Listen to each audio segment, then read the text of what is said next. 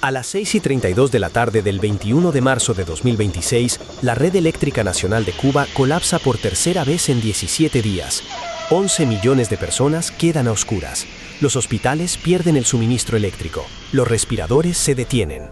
En La Habana Vieja, un solo edificio permanece iluminado: el Gran Hotel Bristol, una propiedad de 5 estrellas de Meliá, con habitaciones de entre $130 y $520 por noche. Eso equivale aproximadamente al salario anual de un médico cubano. Los generadores del hotel están en marcha, porque en su interior se encuentran 650 delegados internacionales que aterrizaron esa mañana en un Boeing 787 fletado para mostrar su solidaridad con el pueblo cubano. El convoy Nuestra América está organizado por Progressive International y Code Pink, en coordinación con Mariela Castro, hija de Raúl Castro, quien forma parte del consejo asesor de Progressive International. Llega en 3 corrientes. Un Boeing 787 de Niels Charter procedente de Roma transporta a más de 200 pasajeros y 5 toneladas de medicamentos. Una flotilla de 3 embarcaciones proveniente de México trae 50 toneladas de arroz, frijoles y paneles solares.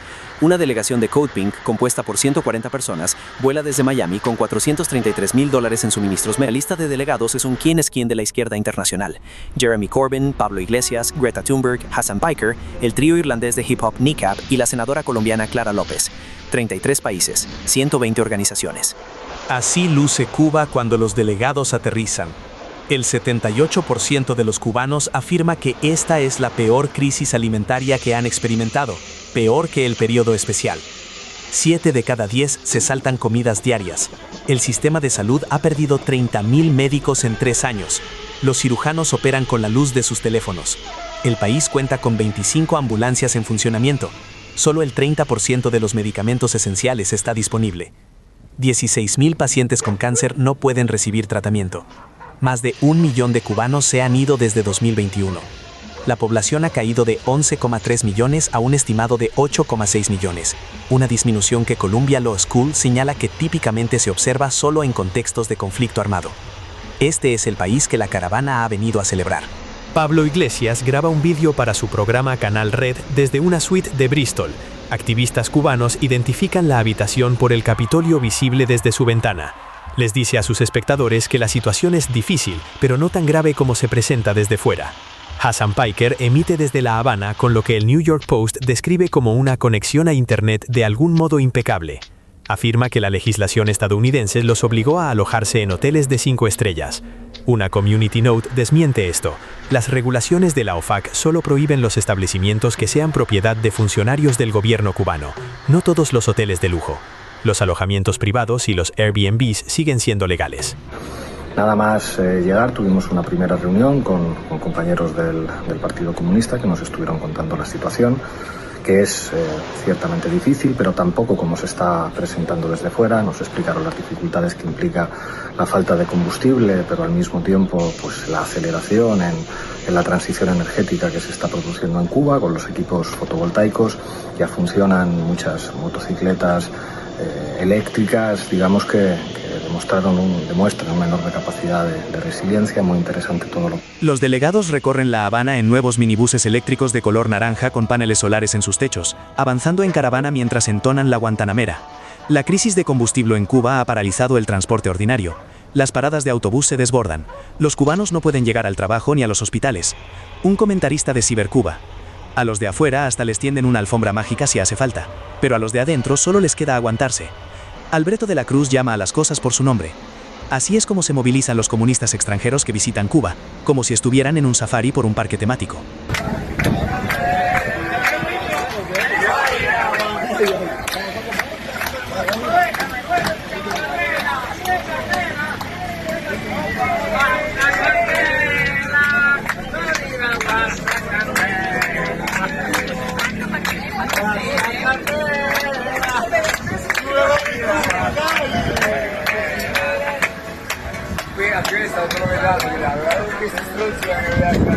Esa misma noche, el trío irlandés de hip hop Kneecap ofrece un breve set de 3 canciones en el pabellón Cuba junto al rapero estadounidense Vic Mensa.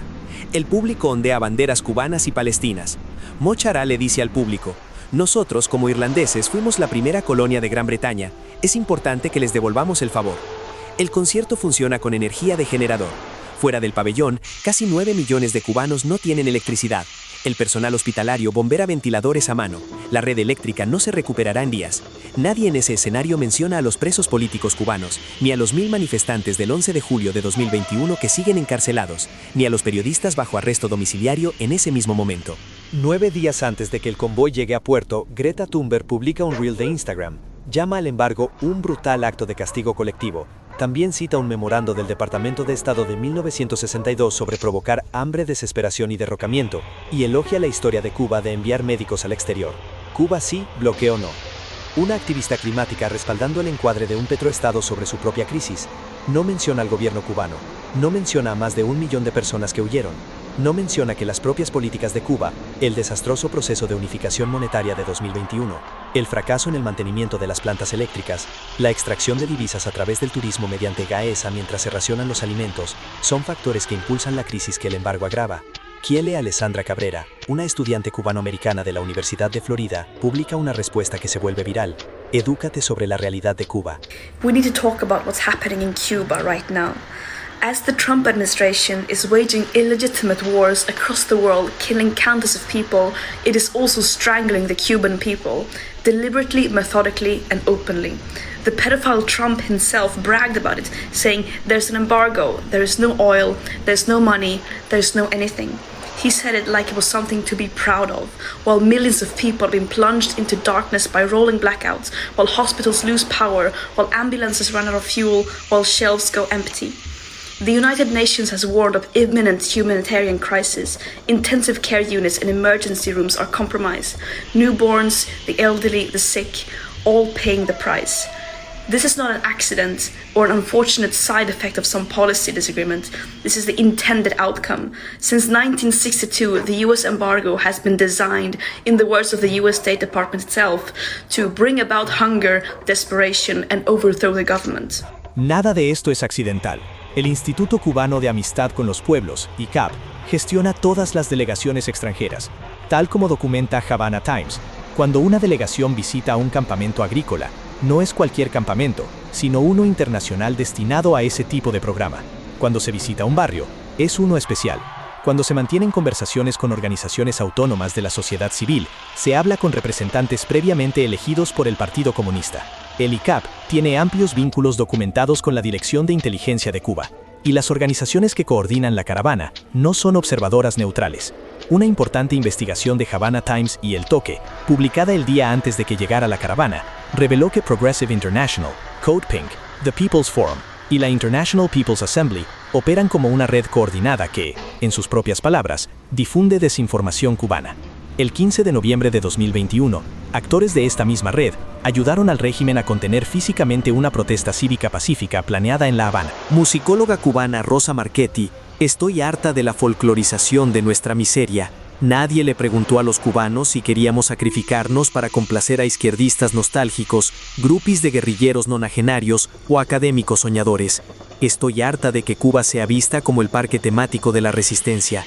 El comediante Ulises Toirac publica un desafío en Facebook: quítenles las maletas, denles una casa abandonada en Palo Cagao, 4,000 pesos al mes, una libreta de abastecimiento, un teléfono con línea de ETEXA y vengan a buscarlos en un mes. El líder opositor Manuel Cuesta Morúa identifica lo que él denomina un doble racismo: el racismo de tratar a los cubanos como buenos salvajes que necesitan ayuda, y el racismo de apoyar una revolución que deliberadamente creó las peores condiciones de vida. Sin lugar a dudas, esto es un teatro armado y pagado por el régimen cubano. Patria y vida.